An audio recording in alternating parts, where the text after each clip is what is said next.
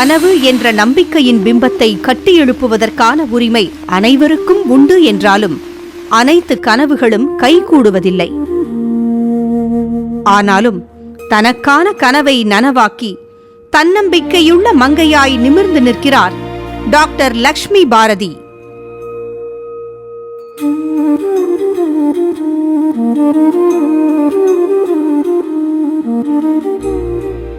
அங்கச் சவாலுடன் பிறந்த லக்ஷ்மி பாரதியின் தொடக்க கால பொழுதுகள் மருத்துவமனையிலேயே கழிந்தன.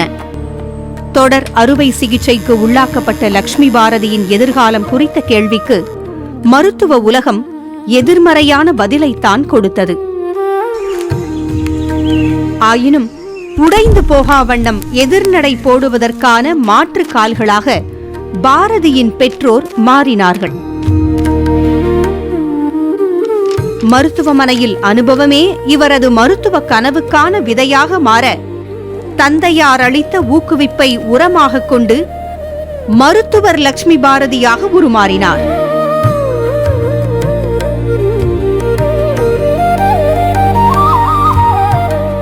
கோவை மீனாட்சி நகர்ப்புற ஆரம்ப சுகாதார மையத்தில் மருத்துவ அதிகாரியாக பணியாற்றும் லக்ஷ்மி பாரதி கடந்த 14 ஆண்டு கால மருத்துவ பணியில் 300 மகப்பேறுகளை பார்த்த சிறந்த மருத்துவராக காட்சி தருகிறார். அதோடு நகர்ப்புற ஆரம்ப சுகாதார மையத்திற்கான 5வது தரவரிசையையும் பெற்றுத்தந்தார். கோவிட் காலத்தில் விடுப்பெடுத்துக் கொள்ளும் வாய்ப்புகள் இருந்தும் அச்சமின்றி துணிவுடன் பணிக்களம் சென்று பெருந்தொற்றுக்கெதிராக போர் புரிந்தார். கோவை மாநகராட்சி 45வது வார்டு முழு தடுப்பூசி போடப்பட்ட முதல் வார்டு என்ற பெருமையை தேடித்தந்து சிறந்த மருத்துவருக்கான விருதையும் இவர் பெற்றார். குடும்பம், மருத்துவம் என்று 2 பொறுப்புகளையும் சமநிலையில் கையாள்வதோடு நோய் நாடி நோய் முதல் நாடி என்ற ஐயன் வள்ளுவன் வழியில் நோய் தணிக்கும் வாய்ப்பச் செயல் செய்து வரும் டாக்டர் லக்ஷ்மி பாரதி அவர்களுக்கு மங்கையர் தாரகை விருது வழங்குவதில் நமது SRM பொதுப்பள்ளி பெருமிதம் கொள்கிறது.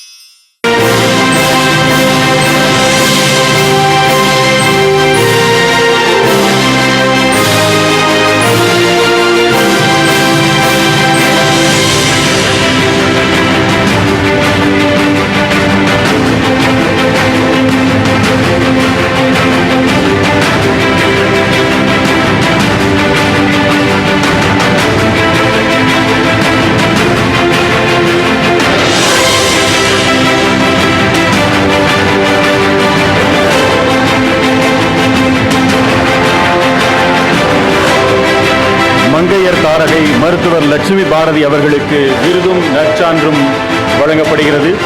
SRM பொதுப்பள்ளியின் 2026ஆம் ஆண்டிற்கான மங்கையர் தாரகையாக மிளிர்கிறார் மருத்துவர் விஜயலட்சுமி ராஜா அவர்களின் பொற்கரங்களால் நற்சான்று வழங்கப்படுகிறது.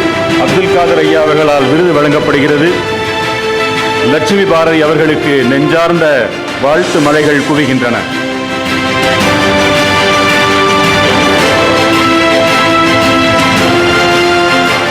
Good morning all. Thank you for this opportunity. SRM University and புதிய தலைமுறை. நான் பிறந்தப்ப நடக்கவே மாட்டேன்னு தான் சொன்னாங்க. ஆனால் எங்கள் அம்மா அப்பாவனால தான் நான் இன்றைக்கி இந்த ஸ்டேஜில் வந்து நிற்கிறேன். இத்தனைக்கு காரணம் எங்கள் அம்மா அப்பாவோட விடாமுயற்சி தான். பிறந்தப்ப சுத்தமாகவே 2 காலும் மடங்கி இருந்ததுனால கண்டிப்பாக இந்த பொண்ணு நடக்காதுன்னு சொல்லிட்டாங்க. ஸோ என்னோடய பேரண்ட்ஸோட விடாமுயற்சி, அண்ணனோட சப்போர்ட், இவங்க எல்லாத்தினால தான் நான் இன்றைக்கி இந்த ஸ்டேஜில் நிற்கிறேன். இப்போ நான் வந்து 14 இயர்ஸ் சர்வீஸ் முடிச்சுட்டேன். 15 இயர்ஸில் இருக்கேன். நான் இந்த 11 இயர்ஸ் முடித்ததுக்கப்புறமும் பிஜி படிக்க போனேன், MD மெடிசன் படிக்க போனேன். அப்போ என் ஹஸ்பண்ட் தான் ஃபுல் சப்போர்ட் பண்ணாங்க. ஸோ என் ஃபேமிலி தான் இன்றைக்கி நான் இங்கே இருக்கிறதுக்கு காரணம். நான் எல்லாத்துட்டையும் கேட்டுக்கிறது ஒரே ஒரு விஷயந்தான். இப்போ தான் இந்த டிசபிலிட்டி பர்சன்ஸ்லாம் கொஞ்சம் வெளியில் வர ஆரம்பிச்சிருக்காங்க. நீங்கள் அவங்கள பாவமாக பார்க்காதீங்க, அவங்களுக்கு வந்து அவ்வளோதான் வேஸ்ட்டுன்னு நினைக்காதீங்க. தயவு செஞ்சு அவங்களுக்கு ஒரு ஆப்பர்ச்சுனிட்டி கொடுங்க. அவங்களுக்கு எம்பத்தியோடு நடத்துங்க. அப்புறம் இன்னும் ஒரே ஒரு வேண்டுகோள், நான் வந்து நகராட்சி நிர்வாகத்துறையில் இருக்கேன். எனக்கு மெடிக்கல் காலேஜில் போயிட்டு ஒர்க் பண்ணணும் அப்படின்னு ரொம்ப ஆசை. பட் என்னோடய துறையினால் நான் மாற முடியல. ஸ்டூடெண்ட்ஸுக்கு எஜுகேஷன் ஹெல்ப் பண்ணுறதுக்கு என்னால் பண்ண முடியல. நான் கவர்மெண்ட்டுக்கு இது ஸ்பெஷல் ரெக்வஸ்ட் கொடுத்துருக்கேன். ஸோ இது நடக்கும்னு நினைக்கிறேன் சீக்கிரம். என்னோடய இது ஸ்டூடெண்ட்ஸுக்கும் ஹெல்ப் ஆகணும்னு நான் நினைக்கிறேன். தேங்க்யூ.